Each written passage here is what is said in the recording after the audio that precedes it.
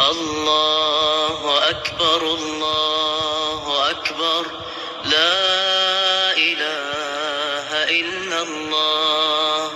الله أكبر الله أكبر ولله الحمد.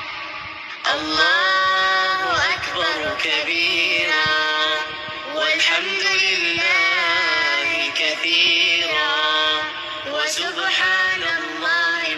الله أكبر الله أكبر الله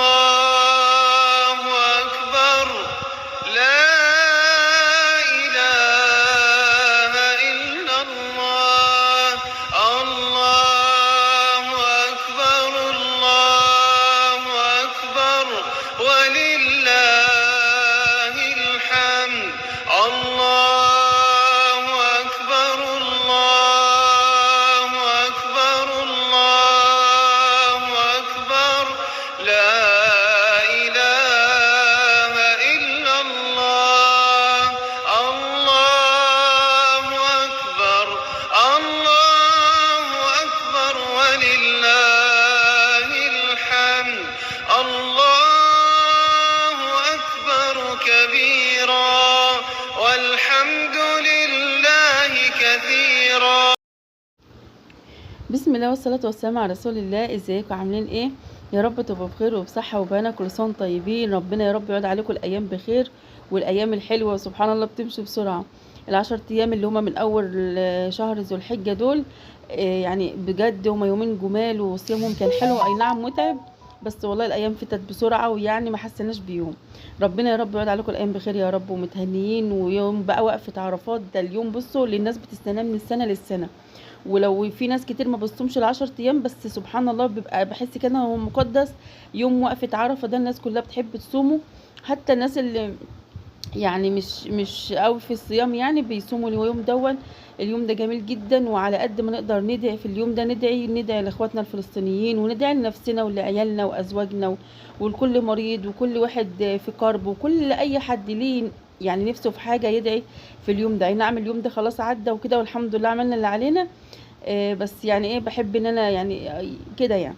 المهم ايه نصلي بينا على النبي، وكان يوم جميل جدا، وخلاص بقى عزمنا الحبايب وما عادش حد غايب. بصوا الناس اللي جايين النهارده دول يعني بصوا مجيتهم عزيزه قوي قوي قوي عندي، يعني مش على طول بيجولي. فاللي هو بصوا عملت بقى موقف وكده وكده واحتجاج وحاجات كده عشان ايه يجوا يفطروا معانا. اكذب عليكم لو اقول لكم اليوم ده يوم عرفه، هو اليوم ده كنا في رمضان ولسه الفيديو لحد دلوقتي انا ما كنتش منتجته. فانا قلت مفيش انسب من وقفه عرفه، بما ان الناس بتبقى صايمه، وهو سبحان الله كان وقفه عرفه ده اصلا يعني تحس كان انت في رمضان. يعني يوم وقفة عرفة بالذات بحس كده ان احنا في رمضان واجواء رمضان والصيام وكده يعني. اي نعم النهار طويل شوية كده، بس ايه اللي هو نفس روحانيات رمضان سبحان الله. فانا حسيت كده ان احنا ايه في وقفة عرفة كده يعني. المهم بقى اليوم دوت كنت عايزة اعمل عزومة ما يبقاش فيها حاجات كتير قوي، وفي نفس الوقت يبقى الحاجة كويسة وحاجة كده تشرف يعني. فكان عندي كده بطتين محترمين، ما شاء الله كده ايه ما شاء الله اوزان كبيره يعني. وكان عندي كمان نص كيلو لحمه مفرومه، وانا هقول لكم يعني المكونات والحاجه اللي عملت بيها. واللهم صل على النبي. والكنافه طبعا الحاجات الحلوه بقى، عملنا كنافه وعملنا، انا عملت نوع حلو كده انا مش عارفه اسمه ايه بصراحه، مش عارفه هو اسمه رموش الست ولا صوابع زينب معرفش. اللي هو انا عارفه النوع دوت وبحبه، واحنا العيال بيحبوه كده واحنا بنحبه، بس انا معرفش هو اسمه ايه بالظبط. ده انواع الحلويات يعني. والمهم ايه امشوا كده بقى معانا الفيديو كده واحده بواحده كده، ونصلي على النبي ونشوف عملنا ايه النهارده. الاول انا بجهز الاول البط، وبجهز مرته كده، وبجهز هنعمل بقى كمان صينيه مكرونه بالبشاميل باللحمه المفرومه دي.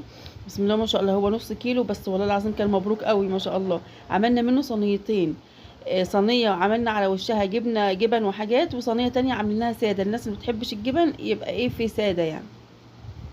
المهم بقى كده ايه فرمت كده بصلتين حلوين كده في الكبه اللي هي اليدوي دي، وبعد كده حطيت عليها شويه ملح وفلفل وكمون، والبهارات اللي انتوا عايزين تحطوها حطوها. انا بحب احط ملح وفلفل وكمون وبهارات لحمه، او اللي هما مش بهارات لحمه 7 بهارات، وشويه زيت تمام. وكمان لما بقوم مرتهم قوي قوي بايديا كده، وبعد كده بقوم نازله كده بشويه زبيب ونقلبهم. دي كده دي مرتة البط. بصوا بقى النهارده البط انا حبيت اعمله في البرتقان كده. على فكرة البرتقان دوت مش عاطي طعم خالص برتقان في البط والله نهائي، بس هو بيمنع الزفارة وعاطيله طعم حلو جدا. بجد جربوه والله بجد مش هتندموا. والبرتقان اللي هو الصيف الصغير ده هو كده كده بيبقى حادق، يعني الناس ما بتحبش قوي تاكله.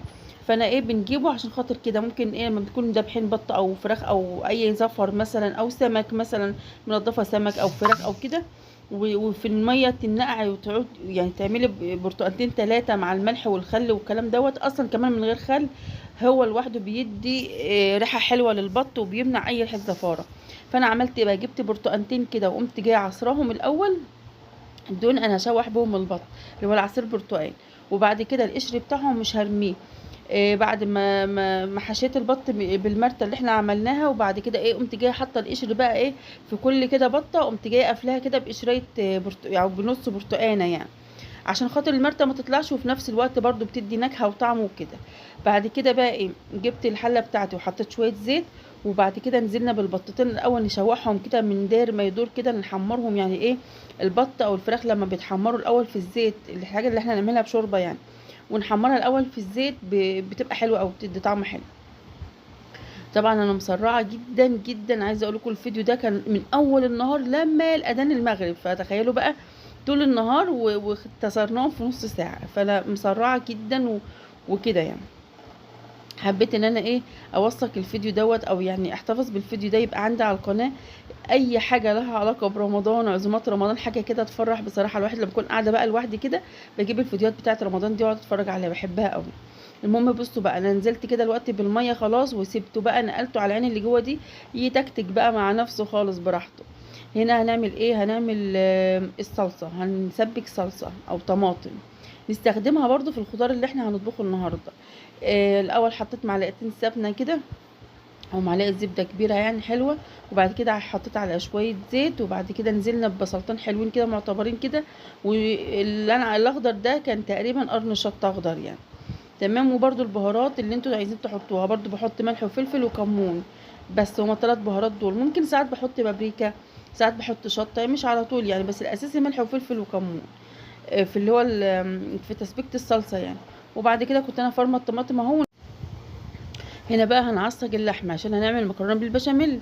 سبت الصلصه بتتسبك والبط بيستوى، وبعد كده انا بصوا انا شغلت كل العيون معايا كل العيون معايا هنا كده شغلتها. شوفوا بقى الشوربه ووش البط عامل ازاي، شوفوا اللون عامل ازاي من البرتقال اللي احنا حطيناه. وكمان البط اصلا ما شاء الله جميل يعني، البط بسم الله ما شاء الله حلو. بألف هنا يا رب. هنا بقى نزلت برضو بمعلقه زبده حلوه كده وعلى شويه زيت. بحط زيت مع الزبده عشان خاطر الزبده ما تتحرقش. تمام. وبعد كده بنزل الاول باللحمه. دول نص كيلو لحمه بس ما شاء الله كانت سبحان الله ربنا مبارك فيها قوي ما شاء الله يعني، كانت رمت معايا كتير بصراحه. الاول اللحمه بقوم جايه مشوحاها في السمنه كده حلوه قوي، وبعد كده بحط عليها شويه فلفل اسمر او 7 بهارات. تمام. والاصفر اللي انا بحطه ده انا هقول لكم بقى سر المهنه. الاصفر اللي انا بحطه ده حوايج صفرا. الحوايج الصفرا دي بقى ساعات بحطها في الكبد والقوانص، وساعات بحطها في اللي هو العصاج اللحمه، بحطها مثلا ساعات في تسبيكات. بجد بتدي طعم حلو جدا في الحاجات اللي زي دي. وبعد كده بقى قلبت تقليبه حلوه كده. وكان عندي بقى اللي هو اللي هو اسمه ده الفلفل الالوان يعني، كان عندي كنت انا مفرزاه، فانا جبت شويه من الاصفر وشويه من الاحمر.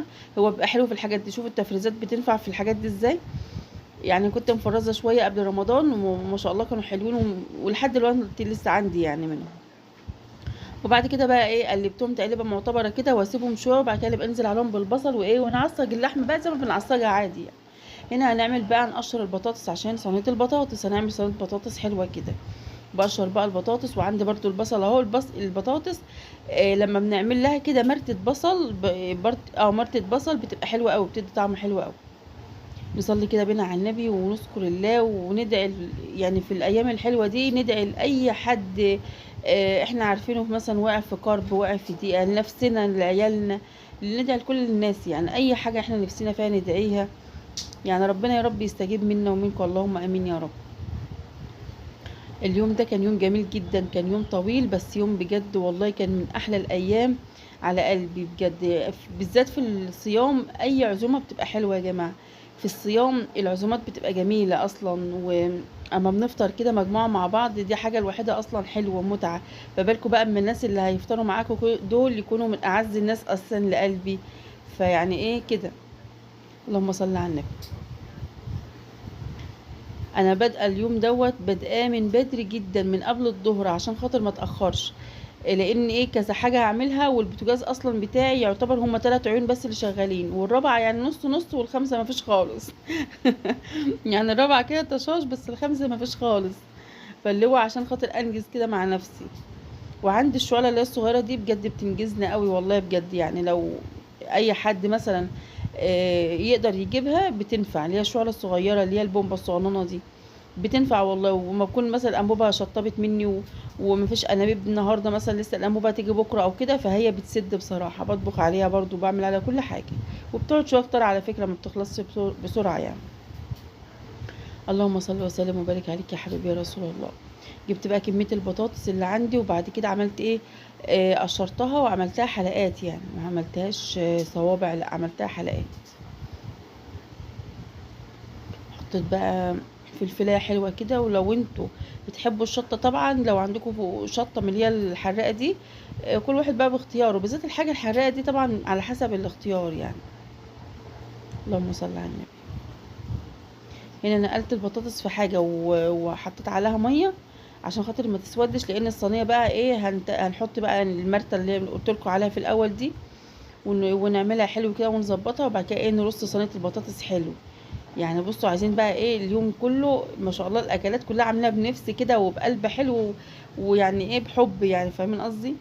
فانا ايه حطيت بصلتين حلوين كده في الكبه، وحطيت عليهم قرن الفلفل الاخضر، وزي ما قلت لكم لو انتوا بتحبوا الشطه حطوا قرن شطه، إيه زي ما انتوا عايزين يعني. وبعد كده ايه عملتها بقى بالكبه دي. كبه جميل حلوه قوي يا جماعه والله العظيم. يعني لو انتوا تقدروا تجيبوها برضو هاتوها. انا يعني رأيي فيها ما اتغيرش من اول ما جبتها بقالي اكتر من سنتين. هي مش هي دي نفسها يعني، التانية برضو اتكسرت مني، بس ايه من اول ما جبت الكبة اليدوي عامة دي وانا رأيي فيها ما اتغيرش، جميلة جدا. بصوا بقى هنا المرتة اللي انا عملتها او البصل اللي انا عملتها في الكبة، حطيت عليها شوية ملح واحط فلفل واحط كمون اهو. تمام البهارات بتاعتنا يعني كأنك بتعملي مرتة عادية، وكمان كزبرة. انا بفتكر معاكم الفيديو تخيلوا من رمضان. ودي بقى اللي هي الايه الحواجي الصفراء اللي بقولكوا عليها. الحواجي دي اللي بتتحط في المحوجه وتتحط في المغات والحاجات دي، ما تستغربوش، بس هي مش طعمها مغات خالص، بس بتدي طعم حلو. وبعدين أنا بحط منها معلقه صغيره. ودي بقى بابريكا اهي. ونمرط بقى كده يا معلم بقى ايه، بصوا امرطوها حلوه قوي.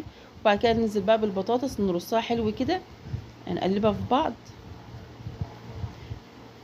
هنا بقى في البطاطس حطيت ايه بقى، حطيت اللي هما اللهم صل على النبي، كنت انا شاويه فراخ، كنت انا بعت فراخ تتشوى. فالحاجات بتاعتها اللي هي الرجلين والجناحه والحاجات اللي هي بتاعت الفراخ دي هعمل فيها ايه، قمت جايه حطاها في صينيه البطاطس، منها هتستوى ومنها تدي طعم حلو لصينيه البطاطس، يعني تبقاش قرديها كده. اللهم صل وسلم وبارك عليك يا حبيبي يا رسول الله. اللهم صل وسلم وبارك عليك يا حبيبي يا رسول الله. بصوا بقى هنا كده التسبيكه اللي احنا كنا مسبكينها من شويه دي ومولعين عليها، انا بحب بصوا بجد والله العظيم يعني حاجه بتريح اصلا الواحد لما يكون عندي عزومه او عندي هعمل كذا صنف مثلا واحتاج التسبيكه دي في كذا حاجه. فما بكون بقى عندي كميه طماطم بقوم جايه مسبكاها زي ما انتم شايفين كده، واقعد اجر بقى منها بقى. يعني اخدت للبطاطس، واخدت لعصاج اللحمه وكده. فالتسبيكه دي مش وحشه يعني. انا اصلا في العادي بجيب كميه طماطم مثلا كل اسبوع ولا حاجه، اقوم جايبه كميه طماطم حلوه كده، وبعد كده اسبكها كلها واقوم حطاها فين في التلاجة. اجي اعمل اي حاجه بصلصه اقوم اجر منها، مثلا يجوا مثلا العيال بالليل عايزين نعمل مكرونه، فمش لسه هنقعد نسبك بقى وبصل ونوجع عينينا وكلام من ده، لا. التسبيكه كده كده جاهزه، انا ببقى محيقاها من كل حاجه الا الملح، ببقى مقلله بس الملح بتاعها شويه، لكن بتبقى فيها بصل وتوم والبهارات وكل حاجه كل حاجه يعني. وما شاء الله ببقى مسبكاها على الاكل على طول، فاللي تجيبي منها وتطبخها على طول ما شاء الله، فبتنفع في الحاجات اللي زي دي بقى. تمام بجد حلوه، من الحاجه المنجزه والحاجه اللي بتريح. اللهم صل على النبي. هنا بقى ايه عملت خلاص صينيه البطاطس، حطيت شويه تسبيكه من الطماطم، وحطيت بقى وش البط ده ما شاء الله. الوش ده بصوا حاجه كده كنز. يعني كان عايز حله محشي.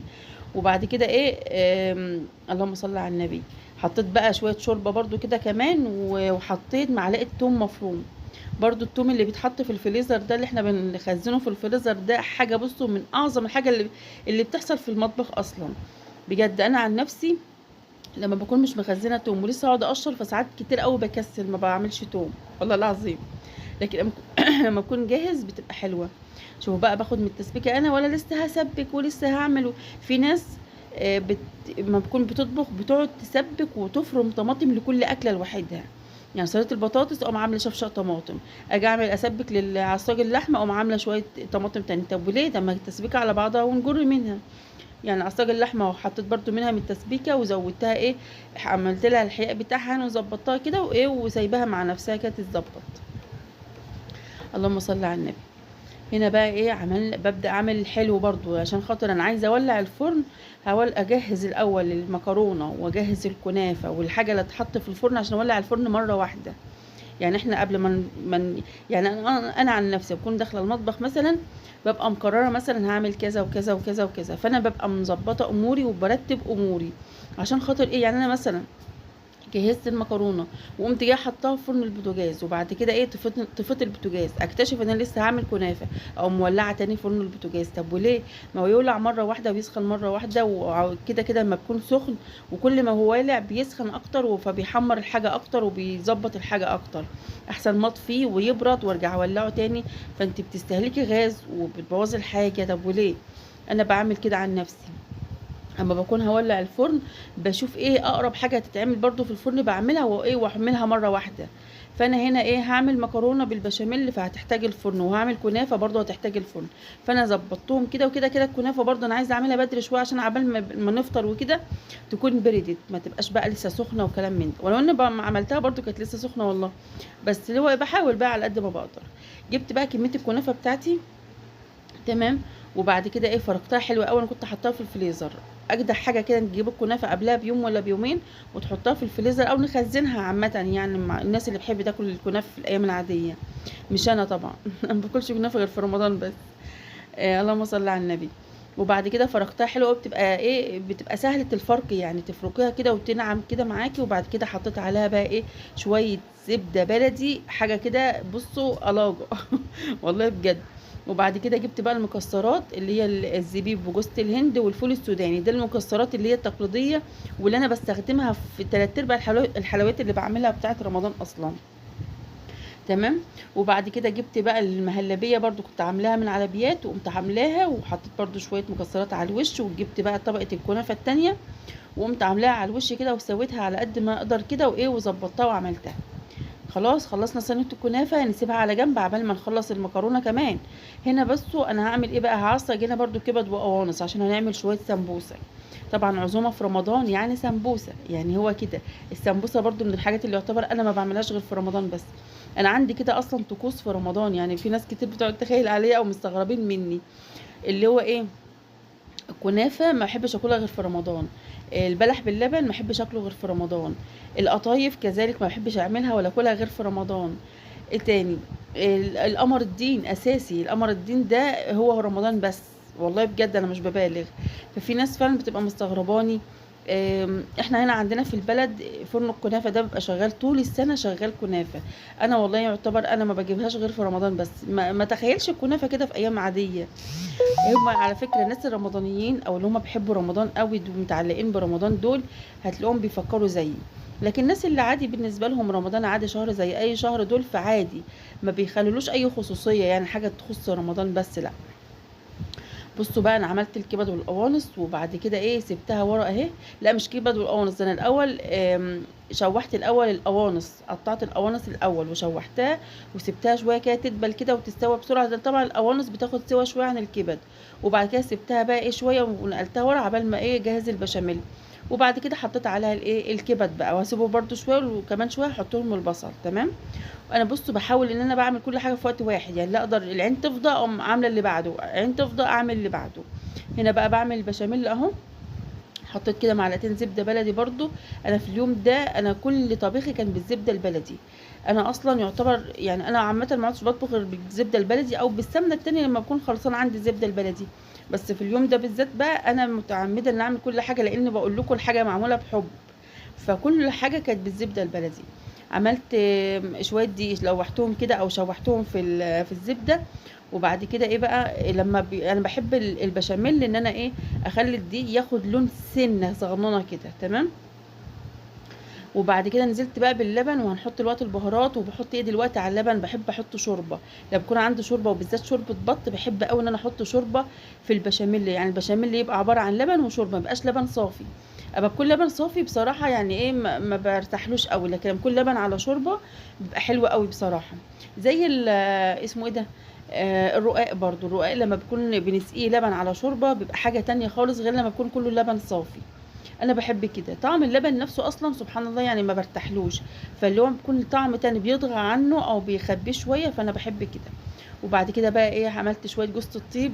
وجوز الطيب دي اختلف عنها الاقاويل، وناس قالوا من ايه من حرم قليله حرم كثيره، حاجه زي كده. ان هو ايه انا بحط منه حاجه بسيطه، فهو اصلا في الطبيعي حرام، فالقليل زي الكتير فيه حرام. بس انا مش عارفه، انا بحب ريحتها قوي، وبحط حاجه بسيطه يعتبر انا جوزة الطيب دي ما بستعملهاش غير مثلا في العصاج او في البشاميل، بس ما بستعملهاش اكتر من كده خالص، ما بحطهاش في اي حاجه تانية خالص. بس ناخد كده شفته نعناع عشان ريقي نشف.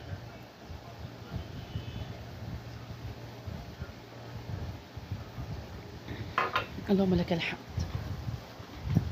هنا بقى بصوا بنعمل بقى نطبق الصينيه المكرونه على بعضها. قولوا لي كده رأيكم في الفيديو ايه، ورأيكم في الأصناف اللي احنا عملناها ايه، ومين زي رمضاني، مين اللي بيحب رمضان قوي ومتعلق برمضان جدا. انا عندي السنة كلها يعتبر رمضان، السنة كلها انا بسمع اغاني رمضان وبسمع كل حاجة لها علاقة برمضان. انا بحس ان انا الزمن توقف بيا والله. مش عارفة ده صح ولا غلط. الزمن وقف بيا لحد رمضان معين كده، في كل حاجة بقى، في مسلسلاته، في اعلاناته، في اغانيه، في كل حاجة انا وقفت بالزمن لحد هنا. من بعد كده يعني ايه معرفش عارفة تفكيري ده صح ولا غلط. يعني اغاني رمضان اللي هي القديمة والفوازير القديمة والاعلانات القديمة وكل الحاجات دي انا حافظاها صم من كتر ما بقعد اسمعها كده. انما الجديد ده كله انا مش متابعة، مش من هنا اصلا. يعني بسمع الناس ممثلين جداد وحاجات في رمضان، عملوا حاجات في رمضان يعني انا بسمع عنهم، اللي هو اول مره مين ده ومين دي، ما عنديش فكره عنهم اصلا. لان كمان انا ما عادش بتفرج اصلا على التلفزيون خالص خالص. يعني بقالي كام سنه اهو ما بتفرجش على اي حاجه في التلفزيون اصلا. في رمضان بس اللي ممكن بتفرج على قناه اسمها ماسبيرو زمان، ممكن الناس الرمضانيين او برضو هم اللي يحبوا كده. لان احنا الناس الرمضانيين دول تحس ان هم واحد، تحس ان هم شبه بعض، اللي هم مرتبطين برمضان جدا جدا. انا من الناس دي، انا الناس اللي حواليا تعقدوا مني بسبب ان انا مرتبطه قوي وبحب رمضان جدا وبحب كل حاجه تخص رمضان، لدرجه الصيام وتعب الصيام نفسه انا بحبه والله العظيم. اي نعم متعب بس انا بحبه برضو. بصوا بقى كده ايه قعدنا اتكلمنا كده كلمتين اللي كانوا ايه صينيتين المكرونه كانوا خلصوا. شوفوا ما شاء الله نص كيلو عمل لنا صينيتين كبار ازاي دول، بسم الله ما شاء الله بالف هنا يا رب. دول صينيتين اللي هم الثلاث صواني اللي هم الطوال دول. دي الصينيه الصغيره خالص، والتانيه مش عارفه الكبيره خالص ولا الوسطانيه مش عارفه بصراحه. بس ما شاء الله كميه حلوه. واللحمه من جوه على فكره كتير وحلوه مش قليله. حطيت بقى على واحده جبن لان العيال بيحبوا الجبن وكده، والتانيه سبتها ساده للناس اللي ما بتحبش الايه الجبن. هنا برضو عملت كمان لوبيا. ادا كده صنف خضار تاني اهو، ما تعبتش فيه، دوب سلقت اللوبيا والصلصه عندي جاهزه، وقمت واخده من الصلصه وحطيت عليها وخلاص واستوت وخلاص تمام. اللبن اللي ورا ده بقى هنعمل بيه ايه، هنعمل بيه شويه بلح باللبن. طبعا رمضان نعمل شويه بلح باللبن كده نغير ريقنا بيه تمام. انا ايه عملت ايه، حطيت كان عندي حته دهنه كده في الفريزر، قمت جايه حطها في اللوبيا كده عشان طعم اللوبيا وتخلي طعمها حلو. وغير كمان ان انا كل حاجه بقوم سقيها بشوربه البط. يعني انا البطاطس سقيتها بشوربه البط، حطيت منها يعني بشوربه البط. اللهم صل على باللوبيا حطيت منها، العصاق حطيت منه، البشاميل حطيت منها يعني تمام. عملنا البلح باللبن، وكنت مقطعه البلح اسمه ايه ده التين اللي هو المجفف والمشمشيه والحاجات دي كلها، وبحط شويه مكسرات وبحط شويه سكر صغيرين قوي وظرف فانيليا، واقوم نازله باللبن وهو سخن، واقوم مقلباهم واغطيهم بقى واسيبهم لحد الفطار. بيكون الاطعم خدت من بعضها كده وحاجه كده بصوا وهم والله بجد. هنا قعدت بقى على الارض خلاص جبت اخري ما كنتش قادره اقف، قمت جايه واخده بقى السمبوسه، واخده الحاجه كلها، وقمت نازله قاعده على الارض عشان اعمل ايه، اعمل السمبوسه. السمبوسه دي برضو من الحاجات الحلوه جدا، واللي هي مرتبطه برضو برمضان. فاللي هو انا يعتبر برضو ما عملتهاش اصلا، يعتبر انا بالتالي ما عملتهاش خالص في ايام غير رمضان يعني، على ما انا اتذكر يعني انا ما عملتهاش في ايام تانية غير رمضان، مش عارفه تقريبا يعني. هنا بقى نعمل نوع الحلويات اللي بقول لكم عليه، اللي انا مش عارفه هو اسمه ايه، بس هو نوع حلويات اللي هو بقى ايه، دقيق. هو عباره عن دقيق ابيض ودقيق سمبوسه، لا مش سمبوسه، دقيق بسبوسه دقيق بسبوسه. تقريبا كوبايتين دقيق ابيض وعليهم كوبايه دقيق بسبوسه، او كوبايه وكوبايه، لا هما كوبايتين ابيض وكوبايه دقيق بسبوسه اللي هو الدقيق السمولينا ده. وبعد كده حطيت عليه فانيليا، وحطيت مش عارفه انا حطيت بودر ولا ايه، مش فاكره، بالتالي ما حطيتش، مش عارفه. لا ما حطيتش، لان انا كنت مره قبل كده عملتها وحطيت عليها بودر فنفشت قوي، والشكل اللي هو المعتاد بتاعها اتغير، فتقريبا انا ما حطيتش. وحطيت بقى كمان سخنت شويه سمنه او زبده بلدي كده، وقمت جايه فركهم فيها حلوه قوي. وبعد كده هنعجنها عادي خالص زي ما اي حاجه بتتعجن، بس العجينه بتاعتها ما بتبقاش يعني، بتبقى قاسيه شويه، ما بتبقاش عجينه طريه، لا بتبقى قاسيه سنه كده. الاول بعملها الاول بايه، بالسمنه، وعملتها حلوه قوي كده، واللي هو مشيت فيها السمنه حلوه قوي، وبعد كده ايه بالميه بقى، ونعجنها لحد ما ايه، ما نوصل للقوام الحلو يعني. شوفوا الخميره، انا حطيت خميره بصوا حاجه كده لا تذكر، عشان خاطر مش عايزاها تنفش اهي. ونعجنها، هي ما بتاخدش عجن كتير على فكره، بكبرها بس ايه 10 دقايق ولا حاجه بس عجينه حلوه قوي قوي قوي. وبعد كده نقعد ايه نشكلها، ما بتاخدش وقت. انا قعدت ادور بقى، هي دي بتتشكل المفروض المعتاد بتاعها بتتشكل عشان نوصل للشكل ده، او الشكل القريب من دوت، بتتشكل بالمبشره. انا ادور على المبشره من فوق المطبخ لتحت وانا مش لاقياها، والصدمه ان انا لما خلصت العزومه وخلصت خالص وببص كده لقيت المبشره قدامي. والله العظيم مش عارفه هو في عفاريت في المطبخ ولا انا كما بكون بدور على حاجات ساعات كتير قوي مش بلاقيها بسهوله، فانا ايه بقوم مستسلمه لامر الواقع، ومش مهم، مش عايزاها خلاص خليها لكم مش عايزاها، واما بكون وقت تاني انا مش محتاجاها بلاقيها. هنا بقى هنعمل الرز البسمتي، الرز اللي هو تحفه، الرز اللي هو يعني خرافه بجد. الرز ده تحفه تحفه. انا عملت ايه في اليوم ده، انا ما كانش عندي فحم، انا بحب الرز البسمتي احط عليه فحم، لما بيستوى كده واقوم جايبه فحم كده واقوم حاطاه عليها، بيبقى بطعم الفحم، بيبقى طعمه تحفه تحفه تحفه. تمام. الاول انا حطيت الاول ايه شويه لون اللي هو الزعفران، وحطيت بقى عود قرفه، وحطيت اللومي، وحطيت زبيب، وكل ده كده ايه قلبته كده في معلقه زبده بلدي الاول كده، وبعد كده حطيت عليه الميه لما الميه غلت، وبعد كده نزلنا بالرز. مش عارفه المقطع ده اتقطع ولا ايه، بس المهم نزلت بالرز. تمام كده لحد هنا تمام تمام، وسبته على جنب. فانا كده كده زي ما قلت لكم في الاول انا كنت شاويه فراخ، فانا بعت للراجل اللي هو شاوي لي الفراخ، وقلت له بعت يومنا، وقلت لها لو هو عنده فحم لسه يجيب لي بس حته فحمه صغيره كده، ايه اللي هو عندك محميتين او اللي هو جاب لنا بس حته فحمه صغننه خالص عشان نحطها على الرز. لقيته باعت لي شويه في الكبشه بتاعه الفحم اللي هو بيقلب بقى الفحم دي، لقيتها جايه، هو اصلا الراجل ده قصادنا يعني، فلقيت يومنا جايبه لي الفحمه كده والجايه. انا بقيت مبسوطه قوي بحته الفحم دي بصراحه. قمت بقى حطها على الرز كده، وتحط بقى عليها نقطه زيت صغيره قوي، وتقوم مغطيه الغطا على طول. ودوقي بقى اجدع شويه رز بسمتي بطعم الفحم، والله العظيم بجد. انا من يوم ما اكلته مره بره في مطعم كده معين، انا اكلت الرز دوت من يومها ما عدتش بعمل الرز البسمتي نهائي من غير الفحم دوت، بجد بياخد الرز في حته تانية خالص. حمرنا بقى اللي هو النوع الحلويات اللي هو صوابع زينب، انا نسميه صوابع زينب يعني، حمرناه وعملناه في الشربات، وبعد كده وحمرنا السمبوسه. وهنا بقى خلاص بنجهز بقى، كنا خلاص انا كان نفسي اسيب المقطع ده بصوته يعني بالصوت الطبيعي، بس طبعا زعيق بقى ودوشه العيال ومش عارفه ايه، فانا كان نفسي اسيبه.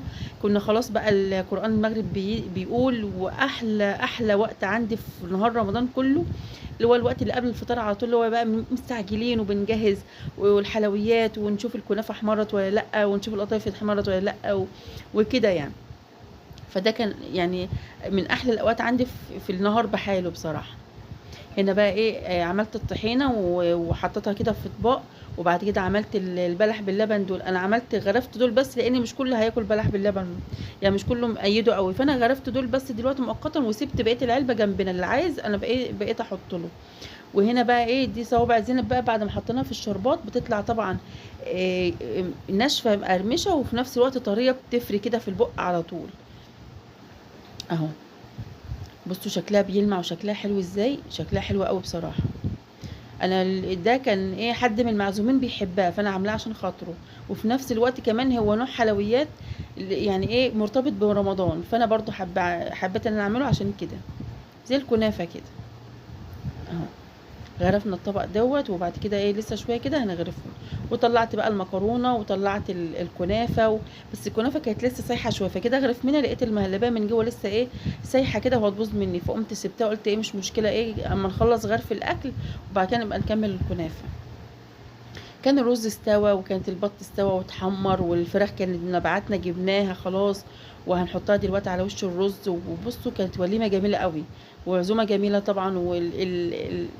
احلى حاجه فيها اللمه، الحاجات اللي زي دي بجد بتبقى احلى حاجه فيها اللمه.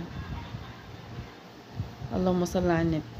اشوف انا حاولت ان انا ايه اغرفها، بس جيت ابص لقيت ان الكنافه سايحه لسه، فقلت مش مشكله مش هكملها دلوقتي، هسيبها بقى اما تهدى شويه بعد كده نبقى نكملها اهو. هبدا اغرف الحاجات التانية بقى عشان خاطر ايه ننجز، لان ما عادش وقت، كان خلاص القران بيقول بقى وما عادش وقت. بعت جبت الفراخ وبعتها قلت لها قولي له يا عمو، بتقول لك ماما لو عندك لسه فحم هات حته فحم صغيره عشان احطها على الرز. انبعت الله يصلح حاله، انبعت الفحم وكده. دي كانت الصينيه اللي على وشها جبن باينه خالص طبعا اهي.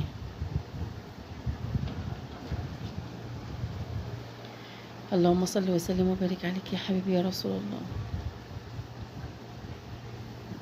البشاميل بتاعها يعني لا كتير قوي ولا قليل قوي، انا ما بحبش المكرونه اللي بيبقى البشاميل فيها كتير قوي زياده عن اللزوم، ما بحبهاش بصراحه. بتكون بشاميل كده وسط بتبقى حلوه. شوفوا عامله ازاي، وما شاء الله اللحمه على فكره من جوه كتير، يعني انا هو نص كيلو بس والله اللحمه حلوه من جوه. انا ما بحبش اللحمه تبقى قليله او المكرونه يا دوب بس كده شم ريحه اللحمه وخلاص، لا هي ما شاء الله لحمتها كتير. انا قاعده بغرف بالمعلقه، والمفروض ان انا اغرف بالبتاعه اللي هي ايوه دي، اللي هي اللي بتعمل الاكل بتجيب الخرطه بخرطتها دي عشان خاطر ايه نظبط الاكل كده.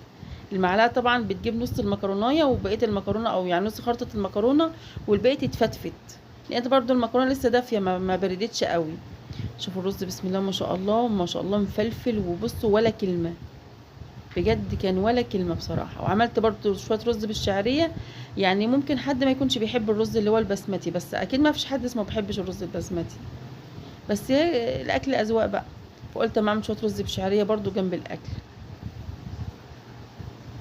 غرفت بقى الرز على الصواني دي، وعشان احط على وشها بقى الفراخ وكده.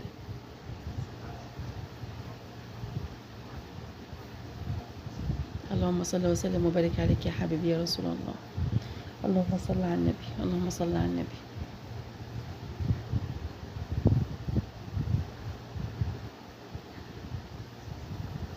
اتمنى كده يكون الفيديو عجبكم.